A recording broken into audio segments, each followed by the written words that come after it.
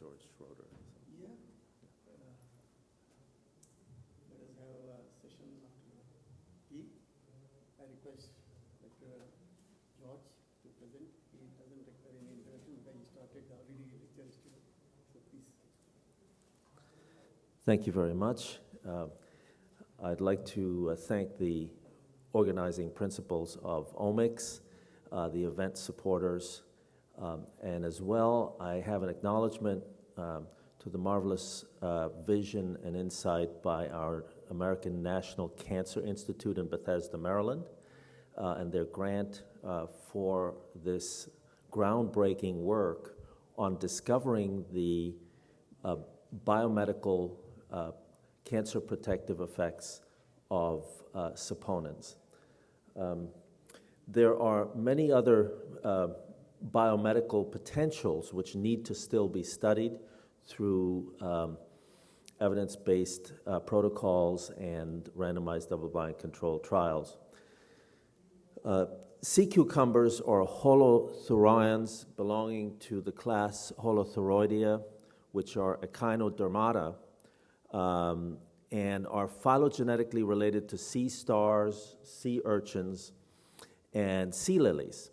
They're habitually found in benthic areas, and they are in fact, there are 1,100 varieties and species that have been identified so far. Some of them are edible, and they're considered a delicacy in some countries. They have a particular commercial value and have been extensively harvested, so this needs to be monitored. Sea cucumbers are also called trepang or beche amer, beast of the sea, or balate, and are considered food in Asiatic folk medicine. In ancient Chinese medical manuscripts reveal that holothurians can improve human immune status and resistance to many disease and even have an anti-cancer effect. And the Chinese name for sea cucumber is haishen, which roughly means ginseng of the sea, because of the plant belonging to the Araliaceae family and having medicinal properties.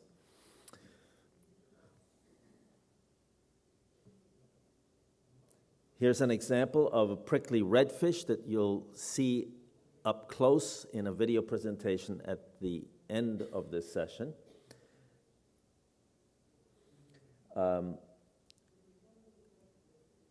They're invertebrates, they're omnivores, which means both plant and animal consumption. Their average lifespan is 5 to 10 years, and they can vary in size from 0.75 to 6.5 feet.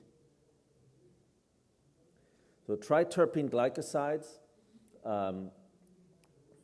are the substances that are derived from sea cucumbers and their extracts and have gained immense popularity and interest because of their nutritive value and potential health benefits.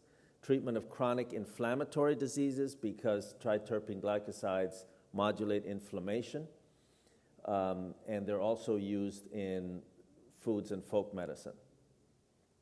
They have immunostimulatory properties in cancer prevention and treatment, and we'll get into the details of that shortly. There are an estimated 14,000 pharmacological active compounds that have been isolated from marine plants and animals, suggesting an existence of an immense diversity within this environment. And the marine environment is a rich source of discovering novel lead compounds for the development of new anti-cancer drugs and cancer preventive nutraceuticals. The comprehensive survey of pharmacologic activity is conducted over a period of 15 years by the U.S. National Cancer Institute and found that many varieties of marine species contain anti-tumor compounds. Potential sources of new types of biological active compounds are isolated from marine echinoderms and are being applied in biomedical field. What's been extracted from the sea cucumber are vitamins, minerals, cerebrosides, peptides and lectins, the sulfated polysaccharides, triterpene glycosides, chondroitin sulfates used to strengthen cartilage in joints, glycosaminoglycans, and methyl tetradecanoic acid. These have shown individually or as a combination antimicrobial, antioxidant, anti-angiogenic, stopping the formation of blood cells that can assist tumors to metastasize and spread, anti-inflammatory, immunomodulatory, helping to boost and strengthen the immune system, and anti-tumor properties. Now, the bioactive components from sea cucumber extracts act in the following ways to affect basically in reducing inflammation, also increasing lysosomal activity, increased macrophage phagocytosis, and we basically have the triterpene glycosides affecting macrophage phagocytosis through a membranotrophic process where these low molecular weight compounds of triterpene glycosides actually affect membranes on the cell. In fact, Aborigines in Guam and other regions of the Indo-Pacific have used these extracts, have used the sea cucumbers to poison coral reefs in the Indo-Pacific, thereby paralyzing fish in their activities to fish. I would suggest we have a somewhat more eco-friendly use of these extracts.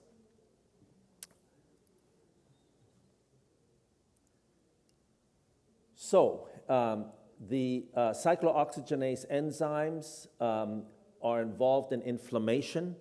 For example, aspirin, this marvelous miracle drug that if you ask any doctor which medicine would he choose if he were only allowed to take one to a deserted island, it would be aspirin. Aspirin and nonsteroidal anti-inflammatory drugs affect COX-2. So actually several years ago, studies had suggested that taking daily aspirin would reduce your risk for colon cancer. Colon cancer now, as of this year, there will be 1.66 million cases of colon cancer, of which 580,000 will not survive. So the mortality of this disease that is rising in incidence is really a result of many different factors, both genetic factors as well as lifestyle and dietary factors. It was the British surgeon, Dr. Dennis Burkitt, who, when he traveled to the great continent of Africa, discovered that the natural consumption of high fiber helped actually keep the incidence of colon cancer very low among Africans. But when he went back to Western Europe, he realized and tracked the fact that Western diet, low in roughage and fiber, actually produced slower transit times through the intestinal tract, allowing also chemicals from the environment in our processed foods to sit for longer periods of time, inflaming the bowel wall, and hence leading to an activation of these enzymes that are involved in inflammation. So, teleologically, it follows that if we can block that inflammation, then we should be able to slow down or perhaps even prevent the irritative, precipitating events in the intestinal tract which cause polyps, for example, to become pre-malignant and then turn into cancer. Now, the model that was used was the athymic mouse. The thymus gland is a gland that we have that develops in utero and early infancy in every child. But as the child grows and reaches adolescent age, the thymus gland shrinks. There's an involution of the thymus gland. So if you remove the thymus gland, which has an important immune function from mice, then in this model, it's been shown that there is definite statistically significant anti-tumor activity in the rat colon that was derived from the use of a particular derivative of triterpene glycosides called frondanol A5. There's also, from this Curcumaria frondosa type of sea cucumber, cell cycle arrest, fragmentation, and apoptosis, which is cell death of tumor cells. There is maturation of dendritic cells to improve the immune response, affecting T cell function that helps boost immunity, increase in phagocytosis, and as well increase in macrophage activity. So, triterpene glycosides are anti-tumorogenic, and they also have anti-proliferative effect. That means growth as well as spread of the tumor. And they're cytotoxic in human colon cancer cells, and these organic extracts derive from these species. There's also anti-proliferation from lung cancer and cervical cancer. Sulfated triterpene glycosides, derivatives of the saponins from sea cucumbers, help to stop invasion, migration. Invasion is important because an invasive tumor can essentially, in a consumptive fashion, move through various organ systems of the body from one organ to the next and spread. So stopping invasion is a very, very useful, and it also leads then to slowing down or stopping migration. Decreased vascular endothelial growth factor, which is what we referred to yesterday, the anti-angiogenic, essentially stopping the new blood vessel formation that tumors will have the secretion of this substance that helps them spread throughout the body by extending new blood vessels. Also, these chemicals will then have an increased immune function through increased TIMP1 and decreased NF-κB. Human hepatocellular liver cells as well as human endothelial cells are affected. Now, frondosides, particularly this variety, the Curcumaria frondosa, has had benefits suggested and still need to be proven. This is very recent work from 2015, but showing anti-proliferative effect on pancreatic, lung, breast cancer, particularly the spread of breast cancer, tumor inhibition, pancreatic, metastatic breast and lung cancer, anti-angiogenesis, as well as cytotoxic, essentially leading to apoptosis and cell death.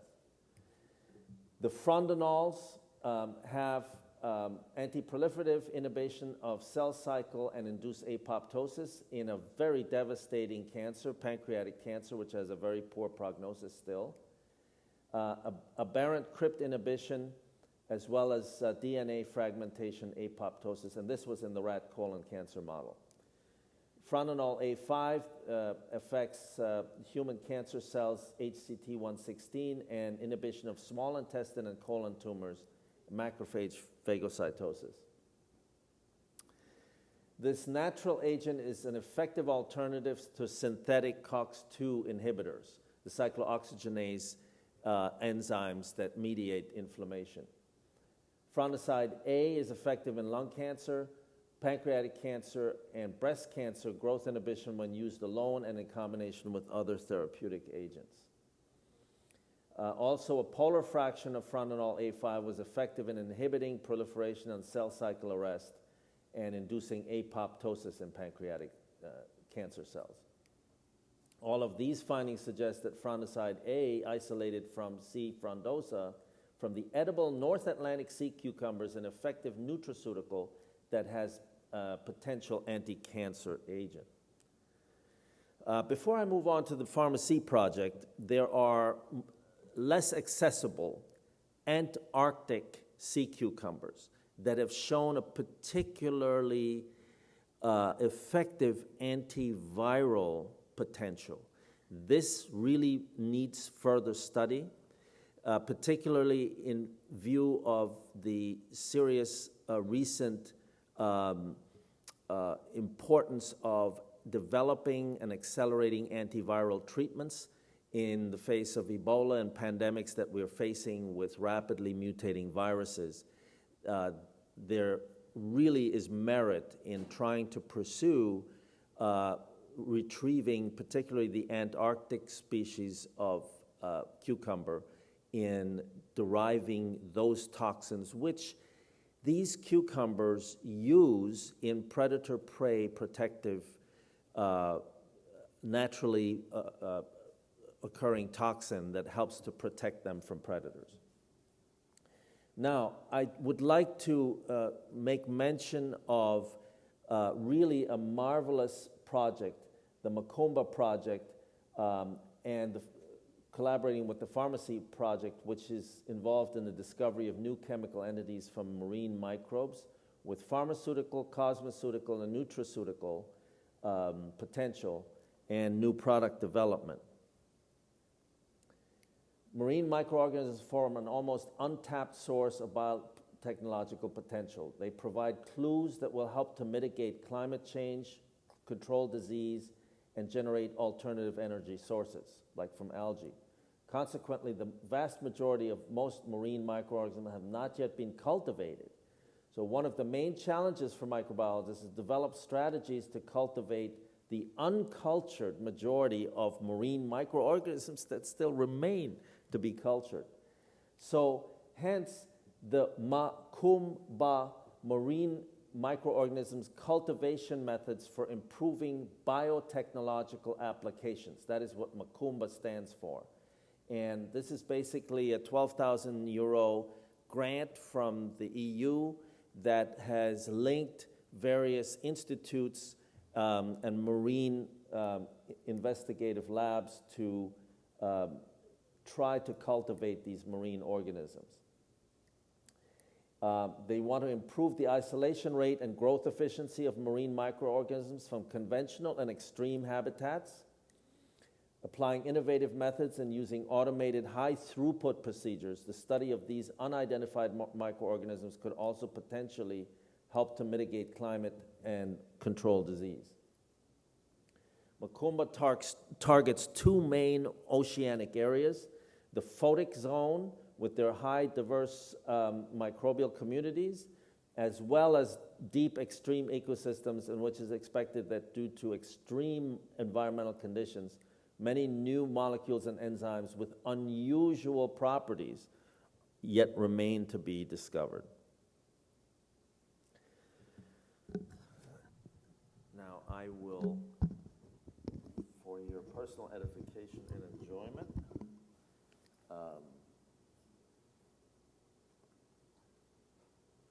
have you watch, can we perhaps dim the lights a bit? This is an example not of symbiosis, not of parasitosis, but of a commensal association, as is known in marine biology.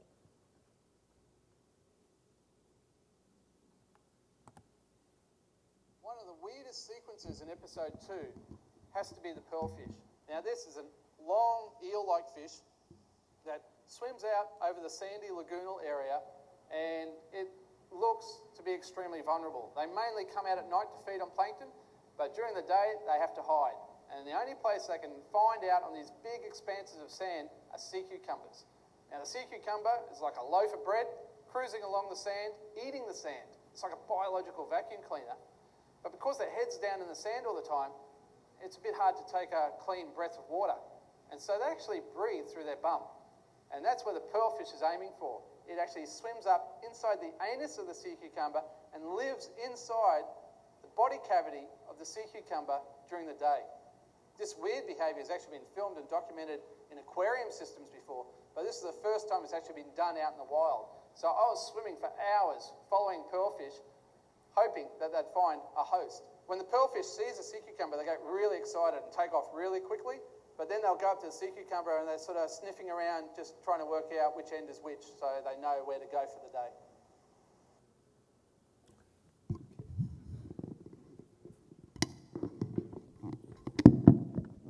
Thank you very much.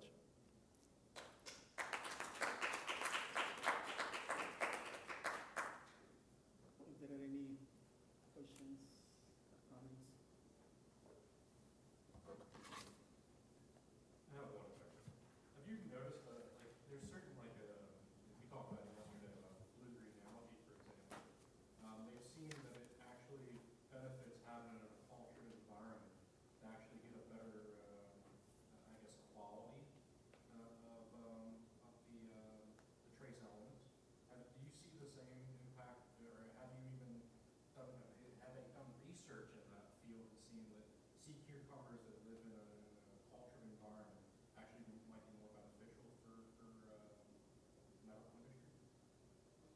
Well, again, there are every month they are discovering new species that are retrieved from various depths and various environmental conditions. And since these are low molecular weight substances, the triterpene glycosides, again, the challenge is going to be to try and optimize retrieving those substances and then match them to, the desired goal. And this is going to be somewhat of trial and error that occurs in the early stages of product identification and development. And that's why the various processes that are used in terms of these high throughput procedures to identify the bioactive molecules that have the most potent bioactivity. Certainly we can say that bioactivity from oceanic sources is proving to be many multiples of potency compared to terrestrial sources. Oh, no, I'm talking in terms of actually like taking the sea cucumbers from their environment and putting them in a cultured state to actually cultivate and replicate species based on the actual cucumber themselves, and see if that has be more potent if it's in a controlled environment. That would be something certainly that merits study. So I think the word's not in on that yet, so bears watching. Yes? You had mentioned that there's an Antarctic polyphyroid which has novel compounds in it, and those novel compounds, one of them is of particular interest because it has antiviral properties. So you mentioned that it had that in the organism it functioned as I think an anti-predatory in an anti-predatory way. These things generally they'll function as anti-predatory, number one, anti-fouling is another one, anti-competition is not so much for polyphyroid, sometimes in reproduction. But I was wondering, was there experimentation done to determine how the thing actually functioned in the wild? Are you aware of any experiments that were? Well, that would be for the marine scientists to determine. Our goal naturally is in a race against the clock to identify bioactive substances that are then fractionated once they come back and can be studied in the lab to see how in vitro we can affect various cancer cell lines, or perhaps even the benefit that appears to be very impressive is boosting the immunomodulatory effect of these substances in assisting T lymphocyte function in our bloodstream, as well as immune function to help fight a variety of diseases. And this pertains particularly to battling viral disease, because we devastating effect of viral diseases that essentially can affect the entire body, multiple organ systems. And if one can intervene early with a potent substance, it translates to surviving catastrophic viral illness. And that's where the potential lies. And that's really the purpose for us to raise awareness for this line of investigation, cross-disciplinary line of investigation, in order to identify those most potent substances which will have bioactive potential for pharmaceutical development.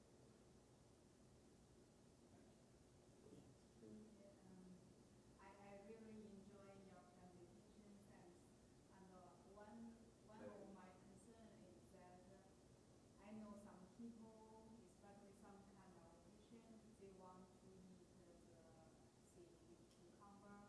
So the question is, do you think that is that good enough or safe enough for the patient to eat directly from like a restaurant, or they cook by themselves? Do you think is that safe enough for the patient or for the healthy people? Okay. I'm going to make a disclaimer here. I have no conflict of interest, and there's, in terms of giving dietary advice or recommendations, I think it's a little bit too early to base that on the scientific data that are in the literature now. The purpose of this presentation is to raise the awareness so that this line of investigation will produce the type of data that people can then use as evidence-based hard data that will enable them to benefit from, truly benefit in a statistical sense. I don't want to cross the boundary of making anecdotal recommendations based on an anecdote. Oh, he ate it and he got better. This is not how science, as you know, is conducted. So that scientific inquiry and the data is still early at this stage. But the potentials, particularly now because we've had somewhat of a deceleration in new product development and distribution and approval, that this represents an entirely new line of new products. And, there are strong suggestions, let's use that language. There are strong suggestions that these derivatives that are contained in some, perhaps not all, sea cucumbers have that benefit. So the benefit is attributed to the derivative of the sea cucumber. And basically the derivatives that will have these various membrane functions, the low molecular weight tritryptophan glycosides that are in some of these sea cucumbers, have proven this potential in the athymic rat colon cancer model. So where the thymus gland is an immune function which is, present in mammals, we also have a thymus gland. Now, extrapolating from the rat model, athymic mouse model, to the human, that is still a bridge that needs to be crossed with very, very firm data, so that before we can really formally make that recommendation.